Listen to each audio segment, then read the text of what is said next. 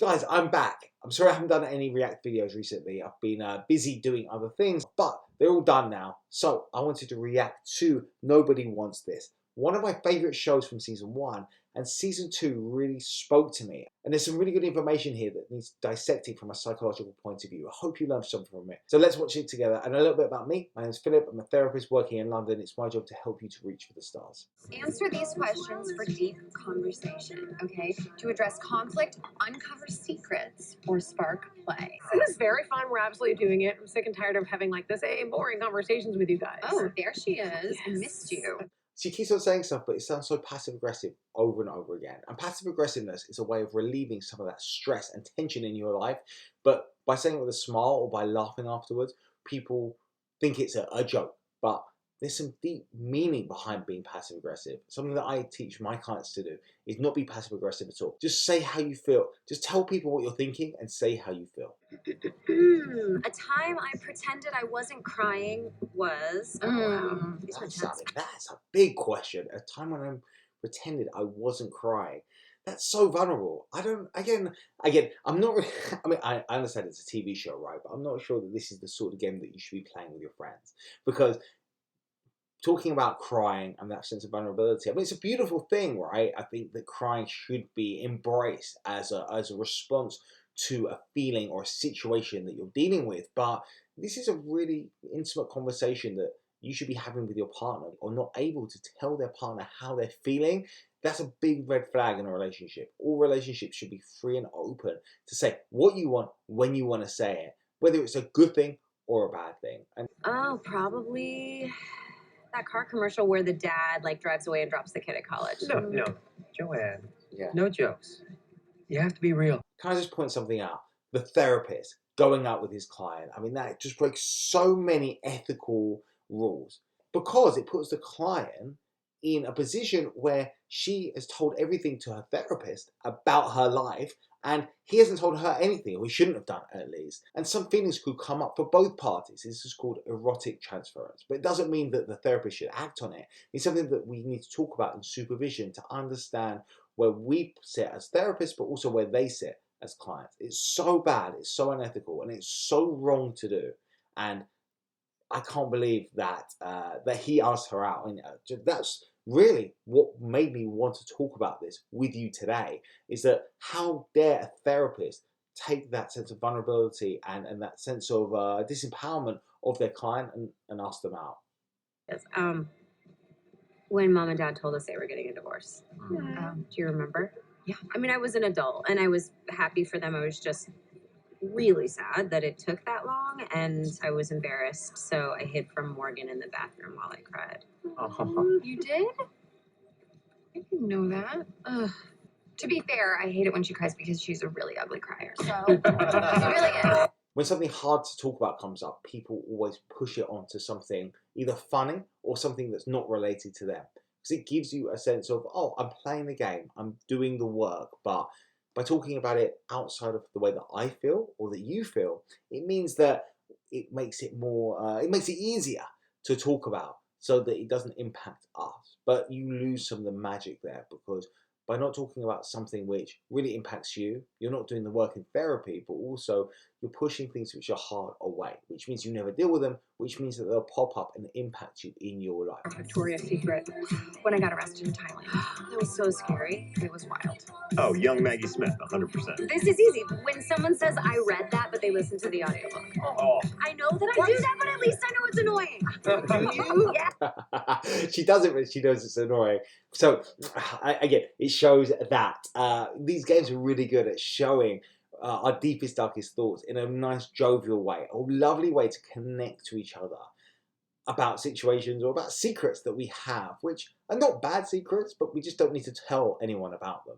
And that side of ourselves that we don't share with others is something called the shadow self. It's not necessarily a bad thing, but it's parts of ourselves that we don't want to show other people because we feel a sense of judgment or a sense of shame. But it's not always relevant to tell everyone everything if it's not that important. But usually we keep stuff stored away, and these games are a great way of showing that side of yourself, which you might feel sad or ashamed or scared of sharing with another person, but it's important for them to know. And it's important for us to vocalize that, because then we think, actually, it's not that scary to talk about these things, because I'm not being judged in a way that I thought I would be judged. And as you can see, everyone's laughing, everyone's joking, we're seeing all this stuff. People see us in a whole different light, but this sense of fun, again, connects us and bridges us together. This style of question is actually okay to talk about, because it's something that, again, connects us all. My deepest fantasy is okay. My deepest fantasy. Oh, I know. It's to be Diane Keaton in Baby Boom, pre-baby. Oh, she's just like a tiger lady, living on the 10th floor, eating steak every night at 11 p.m. No kids, no husband. Right? She can do whatever she wants, whenever she wants. Okay, Oh my that's- fucking god. Seems like a new one. I mean, again, that passive aggressiveness that I was talking about before, maybe this is the root cause of it, that she is feeling a sense of feeling stuck, frustration, not able to break away from being a mother, from being a wife, and she needs some to do some self exploration, or actually just be a little bit more selfish, to understand that she doesn't have to always be in that role, and that she can break away and have some fun. But if that fun is in contrast to what her partner wants, then such as being single and living on your own, then is the relationship gonna work for them? It's so sad, isn't it, when someone wants something so different to what their life is, and when one person in a relationship, like the husband, is happy and content, and the other part, as in his wife, is feeling stuck, miserable, and frustrated.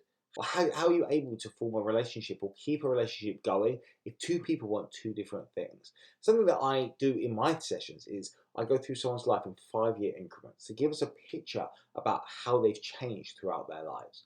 And you think about this in terms of a relationship. They met, I understand from the show, when they were young and had kids when they were young. So they've changed, maybe they've been together, what, 20 years, say? They've changed 4 times, and it's our responsibility to hopefully grow together like this. But it seems that they've done this. They've got too comfortable with each other. And all of a sudden, one of them's woken up and gone, I want something else. Or I didn't have that experience that I wanted in my youth. And it's sad, isn't it? Because he's surprised. As he said, this is a new one. He thought that his wife was happy. He's happy. What's the problem? It's so important, guys, to talk to your partner, have check-ins, really see what each other wants, and understand if there is a problem, and be able to talk about it, just like we're talking about in terms of venting and not actually saying what you want to say. Have those conversations, because the good conversations are easy and you have fun and you grow in that way. But the hard conversations, they're still really good for the relationship, because if you can feel empowered to say it, you grow as a result. And your partner and you should be growing because you're having these conversations all of the time. So it's not a shock to if one person wants something else, because you've been building it together. You don't let us eat past 7 p.m. When are... Okay, that's why it's a fantasy. It's not real. Okay, well, it kind of sounds like you want it to be real. I think you're up next. Yeah, I think it's me. And look how they break away from that. They can feel the emotional tension and they go, oh, I don't want to talk about this. And it's such a shame, because maybe that's the time for them to have that conversation.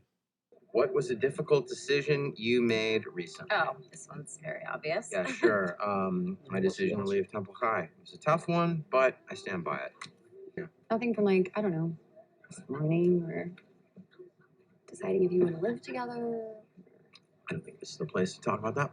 Everyone else. It's not the place to talk about it, because it's something that's really impactful for him, something that fills him with a lot of emotional tension and stress. He knows what's going to happen, or had a feeling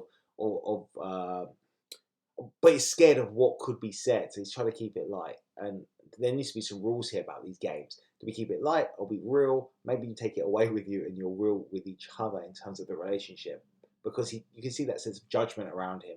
People knowing something's wrong with a partner, siding with that partner, and then you go, oh, but he has his own space, and Noah should have his own space to talk about this when he wants to. But because Joanne's sister's there, she knows something in the background, so she's a part of their relationship now, which is why you need to make sure that in therapy, whether it's relationship counselling, personal counselling, there's no one outside dictating what someone should talk about. answering like really honestly. Sometimes too honest. Okay, it's a game. Tell you what, I'll just answer another. I know I've swapped it with her a lot, but that passive aggressiveness, just say what you want to say. What is something you need to let go of or release? Oh, this one is actually pretty easy. It is the anger that I have towards my twin brother. I'm sorry. You have a twin? Yeah, Brannigan. again, the fact that she is his client or has been his client means that she wouldn't know that he's got a twin. That whole that whole build up of a relationship is so important because you get to know about each other. He knows all about her. Their relationship has been based on the dynamics of him being a therapist and her being the client. Therefore, he won't say anything about himself, and she'll say everything about herself. Him having a twin brother is something that she would know about if they would have gone on a date and actually gotten to know each other as a normal couple. What's your newest passion? It's kind of easy. Obviously, it's not new, but I've been really enjoying my jujitsu classes lately. Sorry, what? Jujitsu. Jiu-jitsu? I thought you quit. No, I didn't quit. I just stopped telling you because you weren't interested. But I'm actually a purple belt. Yeah, Whoa. no, it's kind of a big deal in some circles. Holy In which circles? goodness. I've never heard you mention this. Are you joking? I invite you guys to all my tournaments. I thought that was. Sorry. It's okay. It's not Babe, okay. You're shouting at a Nobody bar. It's fucking okay. listens to Oh me. my god. And you make us play this stupid game because you literally don't know anything about the man that you were going to marry. Oh, And my it God. scares you. I guess you can marry the love of your life and she still hates your fucking guts. So anyway, happy for you guys. I do not. This is why these games you shouldn't be playing them with your friends, because these are really deep conversations that we end up having. We could make it jovial, we could make it light and easy, but when there's parts of the relationship which you are frustrated over, or they're missing, or that you're not being heard in, then it will end up spilling over.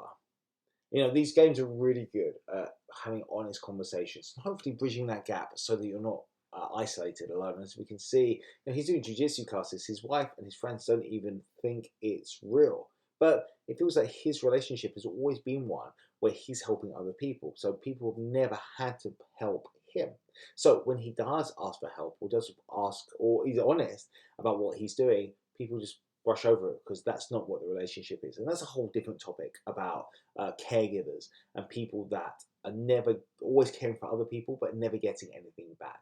Again, maybe a video for another time. You know, this episode is really good. This show, in fact, is really good because it shows interpersonal dynamics from all different points of view. A new relationship, a relationship which is semi-established, and a married couple. You can see how there's all these different phases of relationships which we all go through in some which way. Sometimes we get stuck in one and we're not able to grow from that. We see how all these different phases of the relationship carry their own emotional baggage. And no matter what phase of the relationship that we're in, it's always our jobs as a couple to talk, discuss, and give each other the space to be honest and upfront with each other. There should be no fear. There should be no sense of guilt or shame, frustration, or fear that you're going to get judged for your point of view. I think that's really where we should leave it today. It's a really, really good show because it shows just what happens in relationships if we're not careful. And it's important to understand what our needs are in our relationship and share that with the other person. And that's where I'm going to leave it today. I hope you've enjoyed the video. If you've anything else that you want me to react to, let me know. I'm going to try and get more of these videos out because they're so impactful for me. I'm always watching TV shows thinking I should react to this. There's more information that people need to know from a psychological point of view. So make sure you subscribe to my channel. Like this video if you've enjoyed it. Again, my name's Philip. I'm a therapist working in London. It's my job to help you to know a little bit more about yourself and reach your dreams. I'll see you next time, guys. Take care. Bye.